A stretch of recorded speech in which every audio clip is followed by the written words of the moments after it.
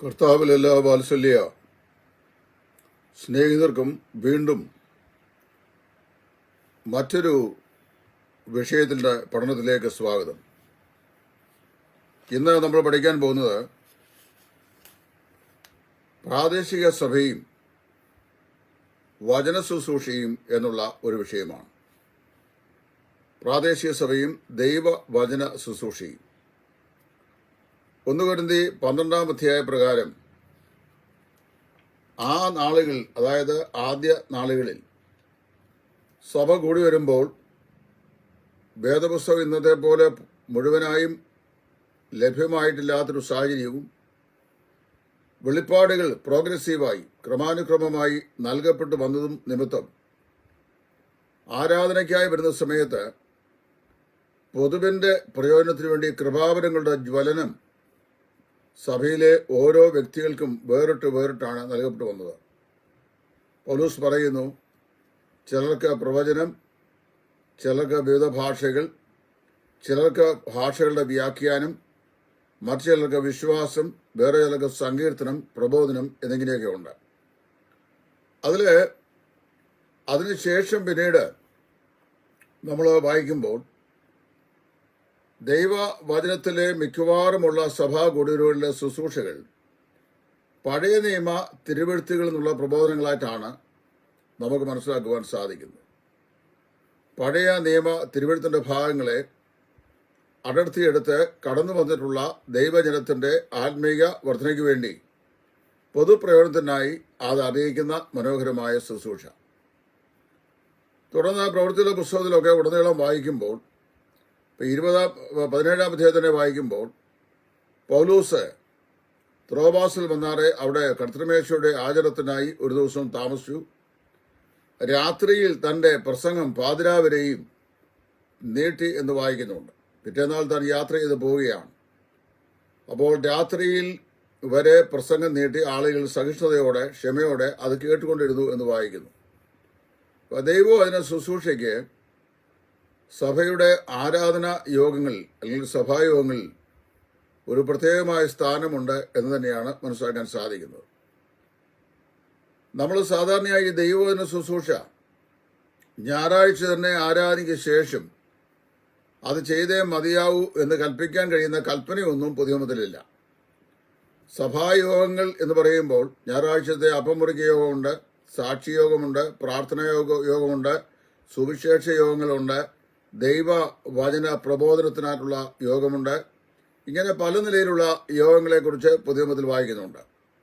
എന്നാൽ നമ്മളെല്ലാവരും ഈ ഞായറാഴ്ച തന്നെ വചന ശുശ്രൂഷയ്ക്കായി ഉള്ള ക്രമീകരണം ചെയ്യുന്നതിൻ്റെ കാരണം എന്താണെന്ന് ചോദിച്ചാൽ, അതിന് പ്രധാനപ്പെട്ട കാരണം ഒരു പ്രാദേശിക സഭയിലുള്ള കുടുംബങ്ങളിലെ മിക്കവാറും എല്ലാ അംഗങ്ങളും, മുഴുവൻ അംഗങ്ങൾ എന്നല്ല ഞാൻ പറയാം, മിക്കവാറും എല്ലാ അംഗങ്ങളും ഒന്നിച്ചുകൂടി വരുന്നത് ഞായറാഴ്ചത്തെ ആരാധന യോഗത്തോട് ബന്ധത്തിലാണ്. അതുകൊണ്ട് എല്ലാവർക്കും പ്രയോജനപ്പെടുക എന്നുള്ള നിലയിൽ ആണ് ഞായറാഴ്ച ഈ അപ്പം മുറി കഴിഞ്ഞ ശേഷം അല്ലെങ്കിൽ ആരാധനയുടെ 1-ാം ഭാഗമാകുന്ന വർഷിപ്പ് പ്ലസ് കഷ്ടാനുഭവം കൊണ്ട് ഓർമ്മയെ പുതുക്കുന്ന തിരുവത്താഴത്തിന്റെ ആചരണം, ഇത് കഴിയുമ്പോൾ ഒരു വചന ശുശ്രൂഷിക്കാനുള്ള സമയം നമ്മൾ വേർതിരിക്കുന്നത്. സാധാരണയായി യൂറോപ്യൻ അമേരിക്കൻ രാജ്യങ്ങളിൽ മാക്സിമം 20 to 25 മിനിറ്റ്സ് ആണ് ഒരു വചന ശുശ്രൂഷയ്ക്കായിട്ട് സമയ ദൗർലഭ്യത മുഖാന്തരമായി നൽകപ്പെടുക. കേരളത്തിലെ ആ രീതിയില്ല.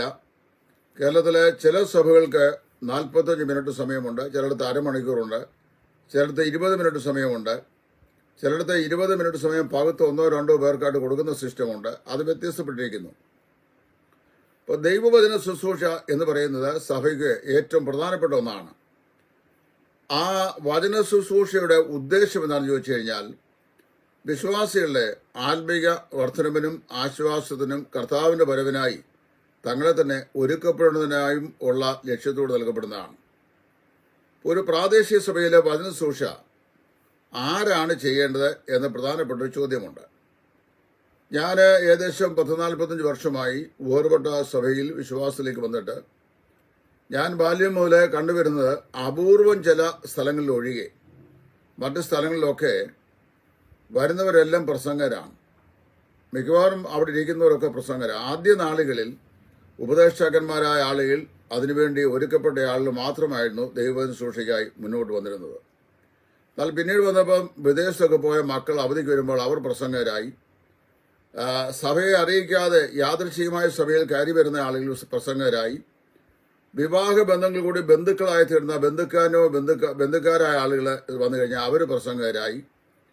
പിന്നെ ചില പ്രത്യേക ആളുകളുടെ താല്പര്യമുള്ള ആളുകളെ പ്രസംഗകരായി നിയോഗിക്കുന്ന രീതിയായി. ഇങ്ങനെയുള്ള പല സംവിധാനങ്ങൾ നമ്മുടെ സഭകളിൽ പലയിടത്തും കാണാറുണ്ട്. എന്നാൽ പ്രധാനപ്പെട്ട ചോദ്യം, ഈ വേർഡ് മിനിസ്ട്രി എന്ന് പറയുന്നത് ആർക്കും ചെയ്യാവുന്നൊരു ശുശ്രൂഷയാണോ? ദൈവവചന ശുശ്രൂഷ ആർക്കും ചെയ്യാവുന്നൊരു ശുശ്രൂഷയും ആരും ചെയ്യേണ്ടതായ ഒരു ശുശ്രൂഷയുമല്ല. ദൈവവചന ശുശ്രൂഷയ്ക്ക് വേണ്ടി ദൈവം ഒരുക്കിയിട്ടുള്ള ആളുകളുണ്ട്.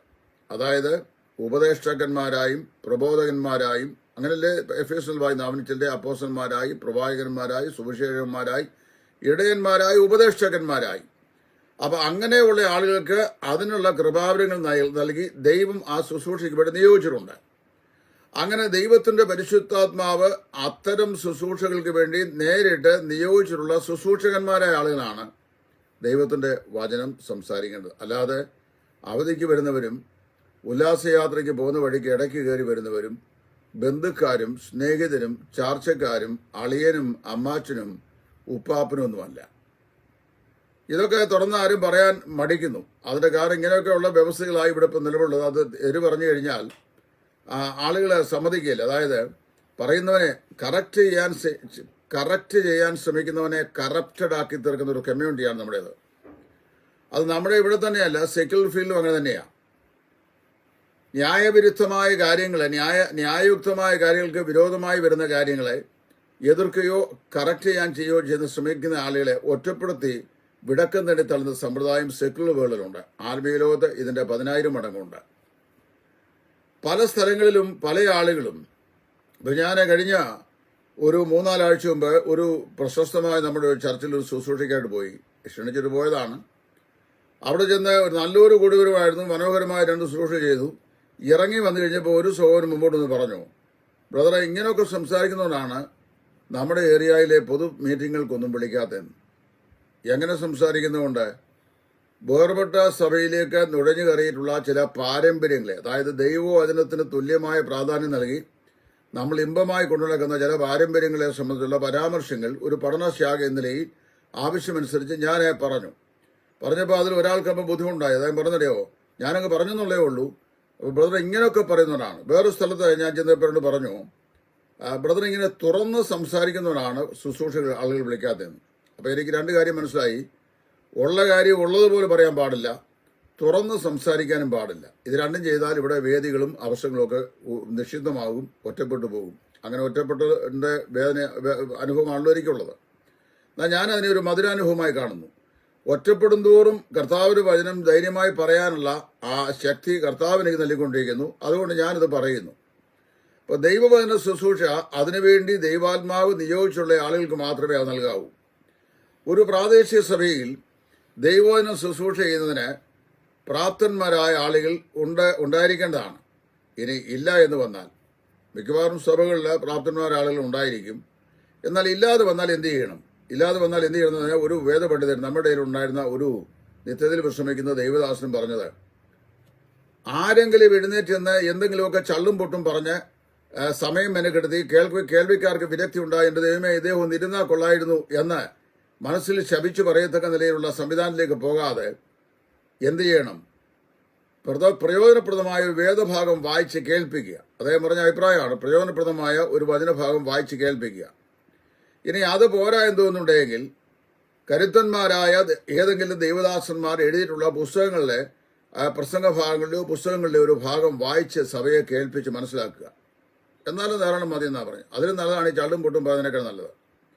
എവിടെ തുടങ്ങുന്നു, എവിടെ അവസാനിപ്പിക്കുന്നു, എന്ത് പറയുന്നു, എന്തിനെക്കുറിച്ച് പറയുന്നു, ആരോട് പറയുന്നു എന്ന് യാതൊരു അവബോധമില്ലാതെ ഇങ്ങനെ പറഞ്ഞുകൊണ്ടിരിക്കുന്ന വെറും പ്രസംഗങ്ങളെക്കാൾ നല്ലത് എന്തെങ്കിലും ദൈവദാസന്മാരെ എഴുതിയുള്ള പുസ്തകങ്ങൾ വായിച്ച് കേൾപ്പിക്കുക, അല്ലെങ്കിൽ ഒരു നല്ല വേദഭാഗം വായിച്ച് കേൾപ്പിക്കുക.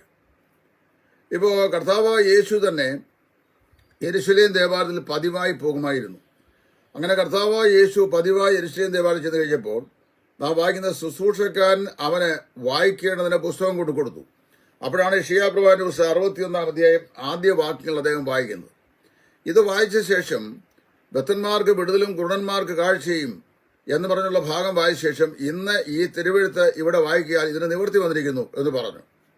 അതിന്റെ രണ്ടാം ഭാഗം ഇനിയും കർത്താവായ യേശു ക്രിസ്തുവിന്റെ മടങ്ങിവരവിന് ശേഷം അരങ്ങേറേണ്ട സംഭവങ്ങളാണ്. അതുകൊണ്ട് അതേക്കുറിച്ചൊന്നും പറഞ്ഞില്ല. ആ വേദഭാഗം എടുത്ത ശേഷം എന്തെങ്കിലും പ്രസംഗിച്ചായിട്ട് നമ്മൾ വായിക്കുന്നില്ല. കർത്താവ് പ്രസംഗിച്ചതൊക്കെ മലമുകളിലും പിന്നെ അതുപോലെ തന്നെ കടൽ തീരങ്ങളിലും തന്റെ ശിഷ്യന്മാരോടും തന്റെ മുമ്പാകെ തടിച്ചുകൂടിയ ജനങ്ങളോടും താൻ വിസിറ്റ് ചെയ്ത നിർത്തിയ ഭവനങ്ങളോടും ബന്ധത്തിൽ തടിച്ചുകൂടിയ ആളുകളോടും ഒക്കെയാണ്. പേഴ്സണൽ കോൺവെർസേഷൻ യേശു ചെയ്ത പല ആളുകൾ ശമരിയക്കാരി സ്ത്രീ നിക്കോദിമോസോടൊക്കെ സംസാരിച്ച് നമ്മൾ വായിക്കുന്നു.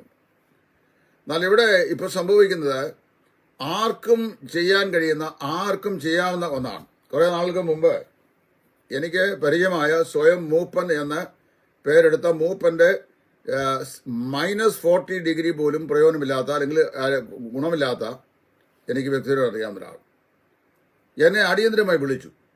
ടെലിഫോൺ വിളിച്ച ഈ നാണംകെട്ട കാര്യം ഞാൻ ഒരിക്കൽ എഴുതിയിട്ടായിരുന്നു. വിളിച്ച ശേഷം പറഞ്ഞു, ബ്രദർ എനിക്കൊരു സഹായം ചെയ്യണം. ഞാൻ ചോദിച്ചു എന്ത് സഹായം വേണ്ടിയേ? ഒന്ന്, കാനഡയിലുള്ള എൻ്റെ മകൾക്ക് അവിടെ സഹോദരിമാരുടെ യോഗമുണ്ട്, അവൾക്ക് അവിടെ പ്രസംഗിക്കാൻ ഒരു പ്രശ്നം എഴുതി തരണം. രണ്ടാമത്തത്, അടുത്ത ഞായറാഴ്ച ഞങ്ങളുടെ സ്ഥലസഭയിൽ വചനസൂക്ഷ എനിക്കാണ്. അതുകൊണ്ട് എനിക്ക് രൂത്തിന്റെ പുസ്തകത്തിൽ നിന്ന് ഒരു പ്രസംഗം എഴുതി തരണം. എനിക്കുള്ള നിയോഗമാണ്. ഈ കഴിഞ്ഞ ഏറിയ സന്ദർശങ്ങളായി കർത്താവിൻ്റെ വേലയിൽ വിശ്വാസത്താൽ ജീവിച്ച് ശുശ്രൂഷ ചെയ്യുന്ന എനിക്കുള്ള നിയോഗമാണ്. ദൈവം ആക്കി വയ്ക്കാത്ത തലസ്ഥാനത്തേക്ക് ഞാൻ മൂപ്പനാണ് എന്ന് പറഞ്ഞ് ഞെളിഞ്ഞു കയറിയിരുന്ന ശേഷം ഒരുത്തൻ എനിക്ക് വിളിച്ചു പറയാണ്, അയാൾക്ക് മാത്രം പോരാ, അയാളുടെ കാനഡയിലുള്ള മകൾക്ക് പ്രസംഗിക്കാൻ വേണ്ടി കൂടെ ഒരു പ്രശ്നമുണ്ട്. അപ്പം ഇവര് വല്ലവന്റെയും അധ്വാനത്തിന്മേൽ പിന്നെ ശുശ്രൂഷ ചെയ്ത് ഞങ്ങൾ ശുശ്രൂഷ തരാമെന്ന് പറയാൻ നിൽക്കുന്ന ആളുകൾ. നാണമില്ലല്ലോ ഇങ്ങനത്തെ ആളുകളെന്ന് ഞാൻ ചിന്തിച്ചു പോകുന്നു. അപ്പോൾ എന്നിട്ട് എന്നോടൊരു വാക്കോട് പറഞ്ഞു, അത് വെറുതെ ചെയ്യേണ്ട, ഞാൻ എന്തെങ്കിലും അതിനെ പറ്റി എന്ന് പറഞ്ഞാൽ പ്രസംഗം എഴുതി കൊടുക്കുന്ന കൂലി തരാമെന്ന്. അതെന്നെ ഏറെ ഹർട്ട് ചെയ്തു. ദൈവം പറയാൽ ഇപ്പം എന്നെ കണ്ടാൽ മുഖത്ത് നോക്കുകയില്ല. അത് നന്നായി. ഇതൊക്കെ പറയുന്നതിനാ ചോദിച്ചാൽ ഏതെങ്കിലും നിലയിൽ നാണക്കേട് ഉണ്ടാകുന്നെങ്കിൽ ഉണ്ടാകട്ടെ, ഇങ്ങനെയുള്ളവർക്ക് വേണ്ടി ഞാൻ പറയുന്നത്. ഒരു പ്രാദേശിക സഭയിൽ ദൈവവചനം സൂക്ഷിച്ച് ചെയ്യുമ്പോൾ ശ്രദ്ധിക്കേണ്ട 3 അതിപ്രധാനമായ കാര്യങ്ങൾ ഞാൻ പറയാൻ പോകുന്നു. ഒന്ന്, ഒരു സഭയിൽ മാനസികമായ സമ്മർദ്ദങ്ങൾ കൊണ്ട് ഭാരപ്പെടുന്നവരും മക്കളെ കൊണ്ട് ദുഃഖം അനുഭവിക്കുന്നവരും അതുപോലെ മാതാപിതാക്കളെ കൊണ്ട് പ്രയാസങ്ങൾ അനുഭവിക്കുന്നവരും അമ്മായിയമ്മയെ കൊണ്ട് മാനസികമായ സമ്മർദ്ദം അനുഭവിക്കുന്ന മരുമക്കളും അതുപോലെ പിന്നെ ശാരീരിക ക്ലേശങ്ങളാൽ ബുദ്ധിമുട്ടുന്ന പ്രായമുള്ള ആളുകളും മറ്റു പല നിലയിലുള്ള മാനസിക അവസ്ഥയുള്ള ആളുകളുണ്ടാവും. ഈ കടന്നു വരുന്ന എല്ലാ ആളുകളെ സംബന്ധിച്ചും അവർക്ക് ആശ്വാസത്തിനും ഗുണീകരണത്തിനും ശാസനത്തിനും ശിക്ഷണത്തിനും പ്രബോധനത്തിനും ഉതകുന്ന ദൈവവചനമാണ് ശുശ്രൂഷ ചെയ്യേണ്ടത്. അപ്പോൾ അതിനെന്ത് ചെയ്യണം? അതിൻ്റെ ഏറെ സമയത്തെ പ്രാർത്ഥനയും വചനപഠനവും ധ്യാനവും ദൈവസന്നിധിയിലുള്ള കാത്തിരിപ്പും ആവശ്യമാണ്. ഒരു വേദഭാഗം എടുത്ത് ആ വചനഭാഗം ധ്യാനിച്ച് അത് ദൈവജനത്തിൻ്റെ ഈ പറയപ്പെട്ട എല്ലാ മേഖലകളിലേക്കും പ്രയോജനപ്പെടുത്തക്ക നിലയിൽ കർത്താവിന്ന് പ്രാപിച്ച് സംസാരിക്കുക. ഇതിന് സാധാരണയായി YS സാറിനെ പോലുള്ള ആളുകൾ അദ്ദേഹത്തിൻ്റെ പുസ്തകങ്ങളൊക്കെ പറഞ്ഞിരിക്കുന്നത് ഒരു പ്രസംഗവും ഒരു ദൂതും തമ്മിൽ വ്യത്യാസമുണ്ട്. എന്താണ് പ്രസംഗം, എന്താണ് ദൂത്? പ്രസംഗം എന്ന് പറയുന്നത് പ്രീച്ചിങ് ആണ്. ഏതെങ്കിലും ഒരു സ്ഥലത്ത് മുമ്പ് നമ്മൾ പ്രസംഗിച്ചതോ സംസാരിച്ചതോ അല്ലെങ്കിൽ സംസാരിക്കാനുമായി മുൻപേ കൂട്ടി എഴുതി വെച്ചിരിക്കുന്ന ഒരാശയം ജനത്തിന്റെ മുമ്പാകെ അവതരിപ്പിക്കുന്നു. ഒരു പുൾപിറ്റിൽ തന്നെ പ്രസംഗിക്കുന്ന പ്രസംഗം 30 കൺവെൻഷൻ പുൾപിറ്റിൽ പ്രസംഗിക്കുന്ന ആളുകളുണ്ട്. അടുത്ത കാലത്ത് ഒരാളിനോട് അങ്ങനെ പറഞ്ഞു, ആകെപ്പാടെ 4 പ്രസംഗമേ ഉള്ളൂ, ഇത് ലോകം മുഴുവൻ നടന്ന് പ്രസംഗിക്കാം, അത് പ്രസംഗിക്കട്ടെ, സുവിശേഷം ഒന്നല്ലേ ഉള്ളൂ എന്ന് പറഞ്ഞു.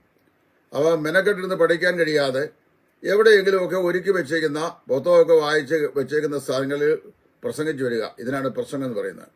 ദൂതെന്ന് പറയുന്നത് അതല്ല. ദൂതെന്ന് പറയുന്നത് ഒരു പ്രത്യേക സിറ്റുവേഷനിൽ, ഒരു പ്രത്യേക സാഹചര്യത്തിൽ, ഒരു പ്രത്യേക വ്യക്തിയുടെ ആത്മീക അഭിവൃദ്ധിക്കോ സ്വയം പരിശോധനയ്ക്കോ പ്രബോധനത്തിനോ ഉത്സാഹത്തിനോ അല്ലെങ്കിൽ തന്റെ തണുത്ത അനുഭവത്തിനുള്ള മുന്നേറ്റത്തിനോ ഒക്കെ സഹായകമായി തീർത്തക്കുന്നതിനുള്ള സന്ദേശമാണ് ദൂത്. അത് കർത്താവിൽ നിന്ന് പ്രാപിക്കുന്നതാണ്. അത് പുതുമയുടെ അനുഭവത്തിൽ നൽകപ്പെടുന്നതാണ്. എനിക്ക് എൻ്റെ ജീവിതത്തിൽ അങ്ങനെ അനുഭവമുണ്ട്. ചില സ്ഥലത്ത് ദൈവവചന ശുശ്രൂഷ ചെയ്തപ്പോൾ അപൂർവമായ വേദികളാണെങ്കിലും, ബ്രദറെ ഇന്നത്തെ ഈ വചന ശുശ്രൂഷ എന്നോടാണ് സംസാരിച്ചത്, എൻ്റെ കുടുംബത്തോടാണ് സംസാരിച്ചത് എന്നെനിക്ക് നന്നായിട്ട് ബോധ്യപ്പെട്ടു എന്നുള്ള സാക്ഷ്യം പറഞ്ഞ ചില സ്ത്രീ പുരുഷന്മാരെ എനിക്കറിയാം. ഇതിനാണ് ദൂതെന്ന് പറയുന്നത്. അപ്പോൾ ദൂതും പ്രസംഗവും തമ്മിൽ വ്യത്യാസമുണ്ട്. പ്രസംഗം അല്പം പ്രസംഗ കലയും ഭാഷാശുദ്ധിയും അവതരണത്തിനുള്ള മികവുമുള്ള ആർക്കും ചെയ്യാവുന്ന ഒന്നാണ്. അതായത് ഇവിടെ മദനിയുടെ പ്രസംഗം നിങ്ങൾ കേട്ടിട്ടില്ലേ? നല്ല നയാഗ്ര വെള്ളച്ചാട്ടം പോലെയാണ് പ്രസംഗിക്കുന്നത്. അത് ഒരു പ്രസംഗ പടുവാണ്. അതുപോലെ സമദാനി ഒരു നല്ല പ്രസംഗകനാണ്. അപ്പോൾ അതേ ഒരു ബിബ്ലിക്കൽ പ്രീച്ചർ അല്ല, അതേ ഒരു രാഷ്ട്രീയക്കാരനാണ്. അതേസമയത്ത് പൊതുകാര്യങ്ങളും മോട്ടിവേഷണൽ സ്പീച്ചും ഒക്കെ ചെയ്യാൻ കഴിയുന്ന വളരെ സമർത്ഥനായ ഒരാളാണ്. ഒരുപാട് പ്രഭാഷകർ നമുക്ക് സെക്കുലർ ലോകത്തുണ്ട്. So every preacher is not presenting a message. എല്ലാ പ്രസംഗകരും ഒരു ദൂത് പറയുന്നവനല്ല. ദൂത് പറയുന്നവൻ കർത്താവിൽ നിന്ന് പ്രാപിച്ചു പറയുക. കർത്താവ് പൗലോസ് പറഞ്ഞു, ഞാൻ കർത്താവിൽ നിന്ന് പ്രാപിക്കുകയും നിങ്ങൾക്ക് ഏൽപ്പിച്ചു തരികയും ചെയ്ത് എന്നതാണ്. ഇതാണ് ഈ ദാവീദ് രാജാവിന്റെ അരമനയിലേക്ക് തന്റെ തെറ്റുകളെ ബോധ്യപ്പെടുത്താൻ വേണ്ടി നടന്നെടുത്തു വരുന്ന നാഥാൻ പ്രവാചകനെ കണ്ടപ്പോൾ സിംഹാസനിലിരിക്കുന്ന ദാവീദ് രാജാവ് എഴുന്നേറ്റിട്ട് അവരോട് പറയാണ്, സാഷ്ടാംഗ പ്രണാഞ്ചിട്ട് പറയാണ്, നിനക്ക് യഹോവയിൽ നിന്ന് എന്നോട് അറിയിക്കുവാൻ അള്ളപ്പാടുകൾ വല്ലതും ഉണ്ടോ? അപ്പൊ ദൈവത്തിൽ നിന്ന് അള്ളപ്പാടുകളെ സ്വീകരിച്ച് ദൈവജനത്തിന് മധ്യേ പറയുക, അതിനെയാണ് ദൂതെന്ന് പറയുന്നത്. അപ്പൊ ഈ പറയപ്പെട്ട ഈ കാര്യങ്ങളൊക്കെ സാധിക്കുന്ന ഒരു വചനം സൂക്ഷിക്കും. ഇനി രണ്ടാമത്തെ വിഷയം, അങ്ങനെയുള്ള ഒരു പ്രസംഗം ചെയ്യാനായിട്ട് കഴിവുള്ള ഒരാളത് പ്രാദേശിക സഭയിൽ ഇല്ലെങ്കിൽ എന്ത് ചെയ്യണം? ഇല്ലെങ്കിൽ ആ സഭയ്ക്ക് പ്രാപ്തിയുണ്ടെങ്കിൽ അയൽ സഭകളിൽ നിന്ന് എന്ത് ചെയ്യണം? അതിന് പ്രാപ്തിയുള്ള ഏതെങ്കിലും സഹോദരന്മാരെ വിളിച്ചു വരുത്തി ഒരു ശുശ്രൂഷ ചെയ്യുന്നതിൽ തകരാറൊന്നുമില്ല. പക്ഷേ അത് പ്രാപ്തിയുള്ളവരെ ആയിരിക്കണം, അല്ല ഒരു സംഭാവന കൊടുത്തു വിടുന്ന ഒരാളിനെ ആയിരിക്കരുത്, അല്ലെങ്കിൽ ഇവരുടെ ഇംഗിതത്തിനനുസരിച്ച് പ്രസംഗിക്കുന്ന ആളുകളെ ആയിരിക്കരുത്. ചില സ്ഥലങ്ങളിൽ ചില ആളുകളെ വിളിച്ചു വരുന്നുണ്ടോ അറിയാമോ? മറ്റുള്ളവരെ വിളിച്ചു കഴിഞ്ഞാൽ ഇവരുടെ താല്പര്യം അനുസരിച്ച് പ്രസംഗിക്കാൻ നോക്കില്ല. അപ്പോൾ ഇവരുടെ ഇംഗിതം അനുസരിച്ച് പ്രസംഗിക്കാൻ കഴിയുന്ന ആൾക്കാരെ വിളിച്ചു വരുത്തും. അങ്ങനെ ആകരുത്. അത് കൂലി പ്രസംഗമാണ്. വരുന്നവൻ കൂലി പ്രസംഗി, ചെയ്യിക്കുന്നവൻ കൂലി പ്രസംഗത്തിന് തൊഴിൽ മേധാവി എന്നുള്ളതേ ഉള്ളൂ.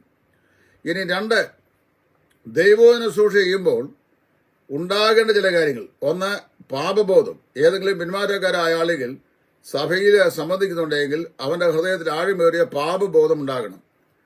രണ്ട്, ആ പിന്മാറ്റക്കാരായ ആളുകൾ യഥാസ്ഥാനപ്പെടണം. മൂന്നാമത്, വിശ്വാസികളായ ആളുകളുടെ പ്രത്യാശയും ധൈര്യവും വർദ്ധിച്ചിട്ട് കർത്താവിനായും വിശുദ്ധ ജീവിതത്തിനായും അവർ തങ്ങളെ തന്നെ ഒരുക്കുവാനും ബന്ധപ്പെടുത്തുവാനും സഹായകമാകണം. ഇതൊക്കെയാണ് വചന ശുശ്രൂഷ കൊണ്ട് സാധിക്കുന്നത്. സർവോപരി ദൈവനാമം മഹത്വപ്പെടണം. എന്നാൽ അതിപ്രധാനമായി പറയേണ്ട മറ്റു കാര്യം, കുത്തിപ്രസംഗം പാടില്ല. എന്നാൽ ഈ കുത്തിപ്രസംഗം ചില ആളുകൾക്ക് ഏതെങ്കിലും വ്യക്തികളോട് ഇഷ്ടക്കേടോ വൈരാഗ്യമോ അല്ലെങ്കിൽ അവരുടെ താല്പര്യങ്ങൾ അനുസരിച്ച് ഇദ്ദേഹം വാലാട്ടുന്നില്ല അല്ലെങ്കിൽ തലകുനിക്കുന്നില്ല എന്നുള്ള ചിന്താഗതി ഉണ്ടെങ്കിൽ സാധാരണ ഈ രാഷ്ട്രീയക്കാർ ചെയ്യുന്ന പോലെ എന്ത് ചെയ്യുക? വചന ശുശ്രൂഷയ്ക്കായി വരുമ്പോൾ കുത്തിപ്രസംഗിക്കുക. ആരാധനയ്ക്കായി കർത്താവിന്റെ കഷ്ടാനുഭവത്തിന്റെ ചിന്ത പറയുമ്പോൾ പോലും പരോക്ഷമായി കുത്തുന്ന ആളുകളുണ്ട്. ഇവരെയൊക്കെ വ്യാപരിക്കുന്ന ആത്മാവ് ഏത് ആത്മാവാണെന്ന് ചോദിച്ചാൽ ലൂസിഫറിന്റെ ആത്മാവിനേക്കാൾ ശ്രേഷ്ഠമായ ആത്മാവാണ്. കർത്താവിന്റെ ക്രൂശീകരണത്തെയും കഷ്ടാനുഭവത്തെയും കുറിച്ചുള്ള ചിന്ത പറയുമ്പോൾ അവിടെ വെച്ച് കുത്തി സംസാരിക്കുന്നവൻ എന്ന് പറഞ്ഞാൽ അവനെ ദൈവമോ ദൈവത്തിന്റെ പരിശുദ്ധാത്മാവോ ഏതെങ്കിലും നിലയിൽ വല്ലതും സൂക്ഷി ഏൽപ്പിച്ചിട്ടുണ്ടോ? ഒരിക്കലും അത് ശരിയല്ല. പിന്നെ ദൈവം സംസാരിക്കുമ്പോൾ ആരെയും മനഃപൂർവ്വമായി മുറിവേൽപ്പിക്കാൻ കുത്തി പ്രസംഗിക്കരുത്. വ്യക്തിപരമായുള്ള പ്രയാസങ്ങളോ വ്യക്തിപരമായിട്ടുള്ള ആശയ വൈരുദ്ധ്യതകളോ ഉണ്ടെങ്കിൽ അത് വ്യക്തിപരമായി പറഞ്ഞ് തീർക്കണം. അതുകൊണ്ട് സഭയപരമല്ല. ചില രാഷ്ട്രീയക്കാരുണ്ട്. ഈ രാഷ്ട്രീയക്കാരായ മന്ത്രിമാരും ഒക്കെ പ്രസംഗിക്കുന്ന സ്ഥലത്ത് ഞാൻ ശ്രദ്ധിച്ചിട്ടുണ്ട്. ഏതെങ്കിലും ഒരു പാലം ഉദ്ഘാടനം ചെയ്യാനോ അല്ലെങ്കിൽ മറ്റേതെങ്കിലും ഒരു സംരംഭം ഉദ്ഘാടനം ചെയ്യാനോ ഒക്കെ വരുമ്പോഴാണ് നിയമസഭയിൽ പറയേണ്ട പല കാര്യങ്ങളുടെയും മറുപടി പ്രസംഗിക്കുന്നത്. ഇവിടെയാണ് പ്രസംഗിക്കുന്നത്. ഇവിടെ പാലം ഉദ്ഘാടനം ചെയ്യാൻ പോയാൽ മതി, പക്ഷേ അവിടെയാണ് പ്രസംഗിക്കുന്നത്. പത്രക്കാരൊക്കെ അത് എഴുതുകയും ചെയ്യും. ഇന്ന പാലം ഇന്നാരും ഉദ്ഘാടനം ചെയ്തു, അപ്പോൾ അദ്ദേഹം പ്രസംഗത്തിൽ ഇങ്ങനെ പറഞ്ഞു എന്ന്. ഇതുപോലെ ആ ഞായറാഴ്ച ദൈവത്തെ ആരാധിക്കാൻ വരുമ്പോൾ ആരോടെങ്കിലും വാശിയോ വൈരാഗ്യമോ വ്യക്തിവിദ്വേഷമോ രോക്ഷമോ ഉണ്ടെങ്കിൽ അവനുള്ള പക തീർക്കാൻ വേണ്ടി എന്ത് ചെയ്യും? കുത്തി പ്രസംഗിക്കും. ഒരിക്കലൊരു വലിയ വിദഗ്ധനായ പുള്ളി എനിക്കൊരു ഊമക്കത്ത് എഴുതി. ആ ഊമക്കത്ത് ഞാൻ ഫേസ്ബുക്കിൽ പബ്ലിഷ് ചെയ്തിരുന്നു. എഴുതിയ ആളിനെ എനിക്ക് നന്നായിട്ട് അറിയാം. ഊമനല്ല, വായാടി സംസാരിക്കുന്ന, അധികമായി അതിക്രമങ്ങൾ സംസാരിക്കുകയും ദ്വേഷത്തോട് ഇടപെടുകയും ചെയ്യുന്ന ആളാണ്. എൻ്റെ പുസ്തകത്തിനകത്ത് ഈ ദാദൻ ബേർക്കായ് എന്നിട്ട് ജീവിത സാക്ഷ്യത്തിൽ ഞാൻ ആ പേജ് പബ്ലിഷ് ചെയ്തിട്ടുണ്ട്. അപ്പൊ ഇത് കണ്ട ഈ എഴുത്ത് കണ്ട അദ്ദേഹത്തിന്റെ സ്യാലൻ എന്നോട് പറഞ്ഞു, ഇത് വേറെ ആരുടെ അല്ല, ഇന്നാരുടെ തന്നെയാണെന്ന് 3 പ്രാവശ്യം എന്നോട് പറഞ്ഞു. മറുഭാഗത്ത് എന്ന് പറഞ്ഞു എനിക്കറിയാൻ അങ്ങനെ പറയുന്ന ആളാണ്. അപ്പൊ ആയിക്കോട്ടെ. അപ്പം ഞാൻ പറഞ്ഞത് എന്താണെന്നറിയാവോ? യെശയ്യാ പ്രവാചകന്റെ പുസ്തകത്തിൽ നിന്ന് നീ മുടിഞ്ഞു പോകും, നീ ഇല്ലാതെയായിത്തീരും, നിന്നെ അങ്ങനെയാകും, നിന്നേക്കാൾ ഉത്തമനായ വേറൊരുത്തിന് ഞാൻ പടച്ചട്ട നൽകും, അങ്ങനെയാണ് ഇങ്ങനെയാകും എന്നൊക്കെ പറഞ്ഞ് ചെയ്യുന്നത്. ഇത് എങ്ങനെ മര്യാദയ്ക്ക് ജീവിക്കുന്ന എന്നോട്, അതായത് വിവാഹിതനായി ഭാര്യയ്ക്ക് ശുശ്രൂഷ ചെയ്ത് കുഞ്ഞുങ്ങളെ മാതൃകയായി വളർത്തി മാന്യമായി വിവാഹം കഴിപ്പിച്ച് കുഞ്ഞുങ്ങളോട് നിങ്ങൾ നിങ്ങളുടെ ഭർത്താക്കന്മാരോട് സന്തോഷമായി ജീവിച്ചു കൊള്ളണം. ജീവിതത്തിൽ ഏതെല്ലാം പ്രയാസങ്ങൾ ജീവിതത്തിൽ ഉണ്ടായാലും യാതൊരു കാരണവശാലും വിവാഹമോചനം വെറുതെ കാര്യം ചിന്തിക്കരുത്. അത് ലോകത്തിലേക്കും വലിയ പാപമാണ്. വിവാഹമോചനം ചെയ്ത ശേഷം വേറൊരുത്തരെയോ അല്ലെങ്കിൽ വേറൊരുത്തരെയോ വിവാഹം കഴിച്ചു കഴിഞ്ഞാൽ അത് പക്കാ വ്യഭിചാരമാണ്. അത് ദൈവസഭയെ കാർന്നു തിന്നുന്ന ക്യാൻസറിനേക്കാൾ കഠിനമായ മ്ലേച്ഛതയാണ് എന്നൊക്കെ പഠിപ്പിച്ച് ദൈവത്തിന് വേണ്ടി വീറോട് നിൽക്കുന്ന എന്നെക്കുറിച്ചാണ് നീ മുടിഞ്ഞു പോകും, നിന്റെ ചട്ട വേറൊരുത്തനെ ഇട്ട് കൊടുക്കും, നീ നന്നായി വരികയില്ല, നിന്നെ കുഴിച്ചിടാൻ ആള് കാണെങ്കിൽ എന്നൊക്കെ എഴുതിയേക്കുന്നത് യെശയ്യാ പ്രവചനത്തിലെ വാക്യഭാഗം. ഇവൻ വന്ന് ഞായറാഴ്ച ദൈവം സംസാരിച്ചു കഴിഞ്ഞാൽ ലോകത്തിൽ ഏതെങ്കിലും പിശാചിനെങ്കിലും ഒരു പ്രയോജനം ഉണ്ടാകുമോ? വിശ്വാസത്തിന്റെ കാര്യം പോട്ടെ, പിശാചിനെങ്കിലും ഒരു പ്രയോജനം ഉണ്ടാകുമോ? അപ്പം ദൈവസഭയിൽ കുത്തി പ്രസംഗിക്കാൻ അവസരമുണ്ടായിരുന്നു. വചനം പ്രസംഗിക്കണം. ദൈവവചനം പ്രസംഗിക്കുമ്പോൾ എന്ത് ചെയ്യും? നിശ്ചയമായും വചനം ക്രിയ ചെയ്യുന്ന പരിശുദ്ധാത്മാവാണ്. അപ്പോൾ കേൾവിക്കാരുടെ ഹൃദയത്തിൽ പരിശുദ്ധാത്മാവായ ദൈവം പ്രവർത്തിക്കുകയും കുറ്റബോധം ഉണ്ടാകേണ്ടതിന് കുറ്റബോധം ദൈവം നൽകുകയും ചെയ്യും. അല്ല, ദൈവവചനം സംസാരിക്കുമ്പോൾ കുറ്റബോധം ഉണ്ടായിട്ട് മാനസാന്തരപ്പെട്ട് ദൈവസ്ഥല യഥാസ്ഥാനപ്പെടേണ്ടതിന് പകരം പ്രസംഗിക്കുന്നവനോട് വൈരാഗ്യം വർദ്ധിക്കുകയാണെങ്കിൽ ഇവൻ രക്ഷിക്കപ്പെട്ടവനല്ല, ഗുണപ്പെട്ടവനല്ല, കേവലം സ്നാനപ്പെട്ടവനാണ്, അല്ലെങ്കിൽ പാരമ്പര്യ പ്രതൃകാരനാണെന്ന് മനസ്സിലാക്കിക്കോണം. അതാണ് ഞാൻ മനസ്സിലാക്കുന്നത്. അപ്പോൾ ദൈവവചനം അങ്ങനെ കുത്തി പ്രസംഗിക്കാൻ ഉള്ളതല്ല. ഇനി അഥവാ അങ്ങനെ കുത്തി പ്രസംഗിച്ചാൽ എന്തോ സംഭവിക്കും? ഈ കുത്തിപ്രസംഗം കേൾക്കുന്ന ആൾക്കാർക്ക് ഈ പ്രസംഗത്തോടും പ്രസംഗിയോടും ആ പ്രസംഗ സമയത്തോടും വിരക്തി ഉണ്ടാകും. പിന്നെ അവർ നിവർത്തി കെട്ടും ചെയ്യും, അതിനു മുമ്പ് ഇറങ്ങി സ്ഥലം വിടും. അങ്ങനെയൊക്കെ ചെയ്യാറുണ്ട്. ഞാൻ സാധാരണ ചെയ്തു വരുന്ന അങ്ങനെയാണ്. 1, 2, 3 വേദികളിൽ കുത്തിപ്രസംഗം മനഃപൂർവ്വമായി ആക്ഷേപിക്കാൻ അധിക്ഷേപിക്കാൻ വേണ്ടിയാണ് ഇത് ചെയ്യുന്നതെന്ന് ബോധ്യമായി ഞാൻ ഐ ലെഫ്റ്റ് പ്ലേസ്. കാരണം ഞാൻ ചോദിച്ചു കഴിഞ്ഞാൽ അവിടെ ഇരുന്ന് നമ്മളൊരു മാനസിക സംഘർഷാവസ്ഥയിലേക്ക് പോകുന്നതിനേക്കാൾ കാര്യം ഇതല്ല ഗുണം. കർത്താവിന്റെ നാമത്തിന് മഹത്വമോ വിശ്വാസികളുടെ ആത്മീയ പൂർത്തിയോ വിശ്വാസിയെ ധൈര്യപ്പെടുത്തുകയോ മാനസിക സംഘർഷമുള്ളവനെ ബുദ്ധിമുട്ടിക്കാതിരിക്കുകയോ ശാരീരിക രോഗമുള്ളവരെ അവന്റെ പ്രഷർ വീണ്ടും വർദ്ധിപ്പിക്കുകയോ ചെയ്തൊക്കെ നിലയുള്ള സംസാരമാണെങ്കിൽ അത് ആത്മീയ അന്തരീക്ഷമല്ല, അത് ആത്മീയ ശുശ്രൂഷയല്ല, വെറുതെ നമ്മൾ ടൈം വേസ്റ്റ് ചെയ്യുന്നതാണ്. ആ സമയത്ത് വീട്ടിൽ പോയിരുന്ന് വേദോസം വായിച്ചാൽ മതി. അതാ ഏറ്റവും നല്ലത് ഞാൻ മനസ്സിലാക്കും. അവിടെ ഒരിക്കലും ദൈവവചനം കുത്തി പ്രസംഗിക്കാനായിട്ട് ഉപയോഗിക്കരുത്. വ്യക്തിപരമായ എന്തെങ്കിലും പ്രയാസം ഉണ്ടെങ്കിൽ അത് വ്യക്തിപരമായി പറഞ്ഞ് തീർക്കുക, മനസ്സിലാക്കുക. ബാക്കിയുള്ള കാര്യങ്ങൾ ദൈവവചനം മാത്രം. പ്രത്യേകിച്ച് ആരാധനയ്ക്കും ദൈവവചന ശുശ്രൂഷയ്ക്കായി കടന്നു വരുമ്പോൾ കർത്താവായ യേശു ക്രിസ്തുവിന്റെ ക്രൂശീകരണത്തെക്കുറിച്ചുള്ള ചിന്തയല്ലാതെ വേറെ യാതൊരു ചിന്തയും ആരാധന യോഗങ്ങൾ പാടില്ല. ആരാധന യോഗത്തെ തുടർന്ന് വരുന്ന വചന ശുശ്രൂഷയിൽ വിശ്വാസികളുടെ ആത്മീയ വർധനയ്ക്കും അവരുടെ പ്രത്യാശയുടെ തികവിനും കർത്താവിന്റെ മഹത്വത്തിനും ദൈവരാജ്യത്തിന്റെ കെട്ടുപണിക്കും വിശ്വാസികൾ പ്രയോജനപ്പെടുത്തുന്ന നിലയിലല്ലാത്ത യാതൊരു വാക്കും സംസാരിക്കാൻ പാടില്ല. അങ്ങനെ സംസാരിക്കുന്നവന്റെ വാക്ക് ഒരിക്കലും കേൾക്കാൻ അവിടെ ഇരിക്കരുത്. ഞാൻ തന്നെ പറയാം, ചില ആളുകൾ ഒരിക്കലും ദേവദാസൻ എഴുതിയപ്പോഴുതി 1-ാം ഭാഗം കഴിഞ്ഞ് ആരാധന കഴിഞ്ഞ് 2-ാം ഭാഗത്തേക്ക് പോകുന്ന ഇരിക്കാത്തില്ല. എന്തുകൊണ്ട് പോകുന്നു? 1-ാം ഭാഗം ശുശ്രൂഷ കഴിഞ്ഞിട്ട് 2-ാം ഭാഗം ഒരു സഹോദരൻ ഇരിക്കുന്നില്ലെങ്കിൽ അവൻ എന്തുകൊണ്ട് പോകുന്നു? അവന്റെ വീട്ടിൽ ചെന്നോട് ചോദിക്കണം, എന്തുകൊണ്ടാണ് നീ ഇരിക്കാത്തത്? അപ്പോൾ അവൻ പറയും, പക്ഷേ വീട്ടിൽ വന്ന് ചോദിക്കാൻ ധൈര്യമില്ല, അതുകൊണ്ടാണ് ചോദിക്കാത്തത്. പിന്നെ പേടിപ്പിച്ച് ഓരോരുത്തരും ഓരോ പ്രസ്താവന. ഇവിടെ ആരെ പേടിപ്പിക്കാൻ? ഒരു മൈക്ക് സാക്ഷി എടുക്കാൻ പോലീസ് സ്റ്റേഷനിൽ കയറാൻ ധൈര്യമുള്ളവരെ ഞാൻ വളരെ ചുരുക്കം പേരെ നമ്മുടെ കണ്ടിട്ടുള്ളൂ. പിന്നെ ആ പേടിപ്പിക്കുക. അപ്പോൾ അതിൻ്റെ ഒന്നും ആവശ്യമില്ല. ദൈവസന്നയിൽ യോഗ്യമായി പെരുമാറിയാൽ മതി. അപ്പോൾ ദൈവവചനം എന്ത് ചെയ്യണം? അതുകൊണ്ട് ആത്മീയ വർധനയ്ക്ക് പ്രയോജനം ഉണ്ടാകുന്നതിൽ ഉണ്ടാകണം. ഇനി സമയത്തിന്റെ ദൈർഘ്യം. ദീർഘസമയം വചനം സൂക്ഷിച്ച് ചെയ്യുന്ന രീതി ആദിമ നാളുകളുണ്ടായിരുന്നു. അന്ന് വചനം കേൾക്കാനുള്ള വലിയ ആവേശം ഉണ്ടായിരുന്നു. അതുപോലെ തന്നെ ദൈവജനത്തിന് പ്രയോജനമുള്ളതും ഫലകരവുമായ നിലയിൽ സംസാരിക്കപ്പെടുന്ന ദൈവവചനമാണെങ്കിൽ സഹോദര നിർത്തരുത്, അല്പസമയം കൂടെ സംസാരിക്കുക എന്ന് കോൺഗ്രിഗേഷൻ ഈ സംസാരിക്കുന്നോട് പറയും. അല്ലെങ്കിൽ എൻ്റെ ദൈവം തമ്പുരാനെ ഇവൻ എങ്ങനെയെങ്കിലും നിർത്തിയാൽ മതിയായിരുന്നു എന്ന് അന്തരാത്മാവിൽ സ്വയം ശപിക്കും. അതിനവസരമുണ്ടാകാതെ ചിട്ടയുടെ സമയം അരമണിക്കൂറെ ഒരു പ്രാദേശിക സഭയിൽ ആ പ്രാദേശിക സഭയുടെ വചന സൂക്ഷിക്കുള്ള സമയം തീരുമാനിക്കപ്പെട്ടിട്ടുള്ളൂ എങ്കിൽ അരമണിക്കൂറിനുള്ളിൽ ഏത് ദിവ്യനായാലും പ്രസംഗിച്ച് നിർത്താൻ സാധിക്കണം. പക്ഷേ അതിന് വേറെ കാര്യമുണ്ട്. ടൈം മാനേജ്മെന്റ് ഒരു സബ്ജക്റ്റ് ഉണ്ട്, അത് കുറഞ്ഞ പക്ഷം പഠിച്ചിരിക്കണം. ഇവിടെ ടൈം മാനേജ്മെന്റ് പഠിച്ച് ഏത് ഉപദേശിക്കാവുള്ളത്? ഒരു സുപ്രഭാതി വേദോത്സവം കയ്യിലെടുത്ത് വെച്ചുകൊണ്ട് ഞാൻ ഉപദേശിക്കുക അല്ലെ ഞാൻ മൂപ്പനാന്ന് പറഞ്ഞവൻ എല്ലാം പ്രസംഗനായി വന്നു കഴിഞ്ഞാൽ ടൈമോ മാനേജ്മെന്റ് പോലും അറിയാമോ? അപ്പം അതുകൊണ്ട് അങ്ങനെയുള്ള കാര്യങ്ങൾ നമ്മൾ വളരെ ശ്രദ്ധിക്കേണ്ട ഒന്നാണ്. ഇപ്പം ദൈവവചന ശുശ്രൂഷ. ഇനി മറ്റു കാര്യം, ഞാൻ ആദ്യം ഓർപ്പിച്ചത് ഞായറാഴ്ച തന്നെ ചെയ്താൽ മതിയാവും. ഞായറാഴ്ച തന്നെ വചന ശുശ്രൂഷ ചെയ്താൽ മതിയാവുന്ന ഒരു നിർബന്ധവും ഇല്ല. വേദപുസ്തകം അങ്ങനെ കൽപ്പനയില്ല. നിങ്ങൾ ഞായറാഴ്ച ആഴ്ചയോടത്തിൻ്റെ ഒന്നാം ദിവസം കൂടി വരുമ്പോൾ നിശ്ചയമായിട്ടും ഒന്നാമത്തെ ദിവസം ഒന്നാം ഭാഗം ആരാധനയും ആരാധനയുടെ ഉടലത്തെ ഭാഗം കർത്താവിൻ്റെ മേശയുടെ ഓർമ്മയും അത് കഴിഞ്ഞാൽ ഉടനെ നോട്ടീസ് വായനയും പിന്നെ വചന ശുശ്രൂഷയും ചെയ്യണമെന്ന് പുതിയമത്തിൽ എവിടെയും കൽപ്പനയില്ല. പിന്നെ എന്തുകൊണ്ട് അങ്ങനെ ചെയ്യുന്നു എന്ന് ചോദിച്ചാൽ സഭയെ ഏകദേശമൊക്കെ മുഴുവനായും കിട്ടുന്ന ഞായറാഴ്ച ആയതുകൊണ്ട് ആ കർത്തവ്യം അത് ചെയ്യുക. ചില പ്രാദേശിക സഭകളിൽ സൺഡേ സ്കൂളും സഹോദരിമാരുടെ യോഗവും കോട്ടേജ് മീറ്റിങ്ങും ആരാധനാ യോഗവും യൂത്ത് മീറ്റിങ്ങും പിന്നെ അതുപോലെ തന്നെ വചന ശുശ്രൂഷയും സുവിശേഷ യോഗവും എല്ലാം ഒരു ഞായറാഴ്ച കൊണ്ട് തീർക്കുക. രാവിലെ മുതൽ 5 മണി വരെ അതേ പരിപാടി. ബാക്കിയുള്ള ദിവസങ്ങളിലും സ്വന്തം കാര്യങ്ങൾ പോകാറുണ്ട്. അതും തെറ്റാണ്. ദൈവിക കാര്യങ്ങൾക്ക് സമയം കൊടുക്കാനില്ലാത്തതുകൊണ്ട് പിന്നെ മാനുഷികമായ വ്യവസ്ഥകൾ പ്രകാരം ഓരോ വ്യവസ്ഥ ഉണ്ടാക്കിയിട്ട് ഈ വ്യവസ്ഥയെ നിങ്ങൾ അനുകൂലിച്ചോണം അല്ലെങ്കിൽ അതിനെ അനുധാവനം ചെയ്തോണം എന്ന് പറഞ്ഞാൽ നമ്മൾ ഏതെങ്കിലും ഒരു സംവിധാനത്തിന്റെ അടിമയല്ലല്ലോ, കർത്താവിന്റെ വചനത്തിന്റെ അടിമത്വം അല്ലേ ഉള്ളൂ.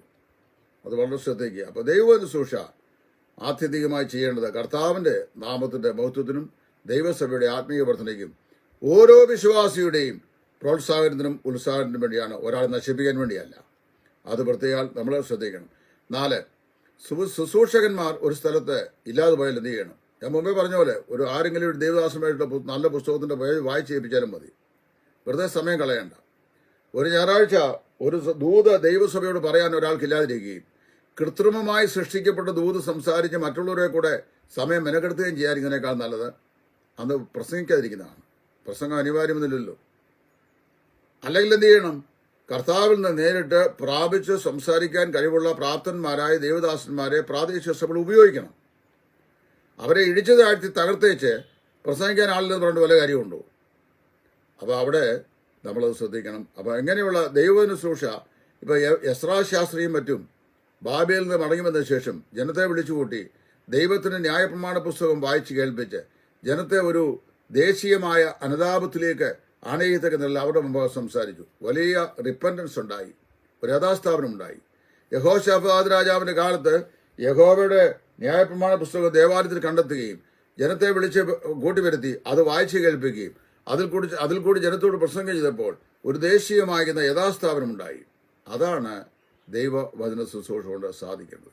ഇനി ഇത് സാധിക്കുന്നില്ല, വചന ശുശ്രൂഷയോട് കുത്തും പോറലും ചീറ്റലും വാശി വൈരാഗ്യം തീർക്കലും ഒക്കെയാണ് തീർക്കുന്നതെങ്കിൽ അങ്ങനെയുള്ള സഭാകൂടുതലുകളിൽ കർത്താവില്ല, ദൈവത്തിന്റെ പരിശുദ്ധാത്മാവിന് അങ്ങനെയുള്ള വചന ശുശ്രൂഷയിൽ പങ്കില്ല. അത്തരം ശുശ്രൂഷയുടെ യാതൊരു പ്രയോജനവും ദൈവത്തിനോ കേൾവിക്കാർക്കോ ഉണ്ടാകില്ല. അത് ഏറെ സഹോദരന്മാരെ അവരുടെ ഹൃദയങ്ങളെ അകറ്റിക്കളയുകയുള്ളൂ. ആകയാൽ വളരെ സൂക്ഷ്മത്തോടെ, പ്രാർത്ഥനയോടെ, വിവേകത്തോടെ, സ്വർഗീയ പരിജ്ഞാനത്തോടെ, ദൈവകൃപയോടെ ചെയ്യേണ്ട ശുശ്രൂഷയാണ് ദൈവവചന ശുശ്രൂഷ എന്ന് ഓർപ്പിച്ചുകൊണ്ട് ഈ പാഠഭാഗം ഞാൻ നിർത്തുന്നു. ദൈവം എല്ലാവരെയും അനുഗ്രഹിക്കട്ടെ.